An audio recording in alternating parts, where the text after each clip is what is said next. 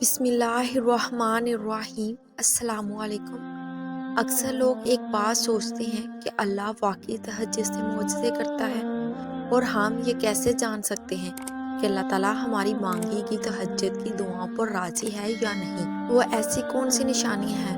تو سنو، اللہ خود فرماتا ہے کہ بھلا کون ہے جو بے قرار کی التجا کو قبول کرتا ہے، اور کون اس کی تکلیف کو دور کرتا ہے؟ بھلا کون ہے جو ہوا کو اپنی رحمت کے آگے خوشخبری بنا کر بھیجتا ہے؟ اور یہ سب اللہ ہی تو کرتا ہے۔ تو اللہ کے سوا کیا کوئی اور معبود بھی ہے تمہارا؟ ہرگز نہیں، مگر تم کب غور کرتے ہو؟ یاد رکھو کہ خدا کی خدائی کا کارخانہ نہ تو اتنا وسیع و عظیم ہے کہ اس کی ساری وسعتوں کا تصور تم کبھی بھی جان نہیں سکتے۔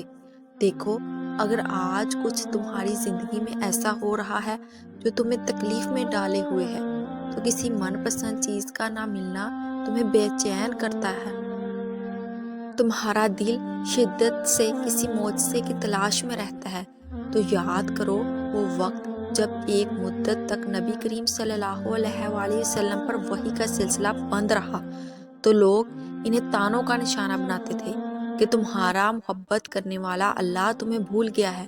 اور اس وقت آپ صلی اللہ علیہ وآلہ وسلم پر اس قدر غم کی کیفیت طاری ہوتی تھی کہ بعض اوقات تو آپ صلی اللہ علیہ وآلہ وسلم پہاڑوں کی چوٹیوں پر چڑھ کر شدید غم سے اللہ کو پکارتے، تو جانتے ہو اس وقت حضرت جبرائیل علیہ السلام نبودار ہو کر آپ کو تسلی دیتے آنے والے بہترین دنوں کی، تو آپ صلی اللہ علیہ وآلہ وسلم کو سکون ہو جاتا۔ تو اس طرح آپ صلی اللہ علیہ وآلہ وسلم کے غم کی کیفیت بھی ختم ہو جاتی تھی۔ تو آج اگر تمہاری زندگی کسی وجہ سے غم زدہ ہو گئی ہے، تو یاد رکھو بہت جلد وہ باد نسیم بھی چلائے گا جو تمہارے دل کو ہمیشہ کے لیے سکون سے بھر دے گی۔ اور جانتے ہو دعا قبول کرنے کا ایک طریقہ یہ بھی ہے، کبھی کبھی جو تم اللہ سے مانگتے ہو وہ صرف ایک قطرہ ہوتا ہے، یعنی ایک چھوٹی سی چیز اسے تم مانگتے ہو، جبکہ کچھ وقت میں بھی اللہ تعالیٰ تمہارے نصیب میں کوئی خاص چیز، کوئی بڑی حاجات تمہارا مقدر کرنے والا ہوتا ہے، مگر تم نہیں سمجھ پاتے۔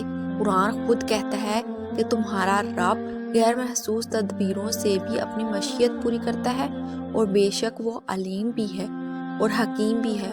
اور اگر تم یہ چاہتے ہو کہ اللہ تعالیٰ تمہاری تہجد میں مانگی گئی دعاؤں کو قبول کرے، تو اللہ تعالیٰ خود فرماتا ہے کہ اللہ سے بڑا تمہارا کوئی خیر خواہ نہیں، وہ تو تمہاری بھلائی چاہتا ہے، اور یہ اسی کی مہربانی ہے کہ وہ تمہیں ایسے کاموں سے منع کر رہا ہے جن میں تو تمہاری بربادی ہے۔ جانتے ہو جو محبتیں اللہ کی حدود کو توڑ کر کی جاتی ہیں، وہ ایک دن تمہیں بھی توڑ کر رکھ دیتی ہیں، کیونکہ محبت وفا اور جفا کا وہ کھیل ہے جس میں شیطان تمہیں ایک حسین اور خوبصورت سفر کا جھانسا دکھا کر تمہیں اللہ سے دفاع کی طریق راستوں پر دھکیل دیتا ہے، مگر وہ زمین و آسمان کا مالک پھر بھی اپنی محبت سے بھرا خوبصورت بادل تم پر برسانے کا منتظر رہتا ہے۔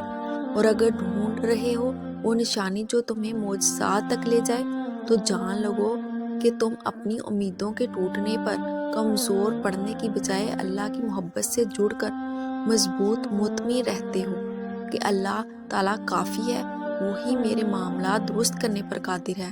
تو وہ رحمان تمہاری زندگی میں حیران کن معجزوں کی وہ راہ ہموار کرتا ہے جو تمہیں بہترین اور خوبصورت منزلوں تک پہنچاتی ہے۔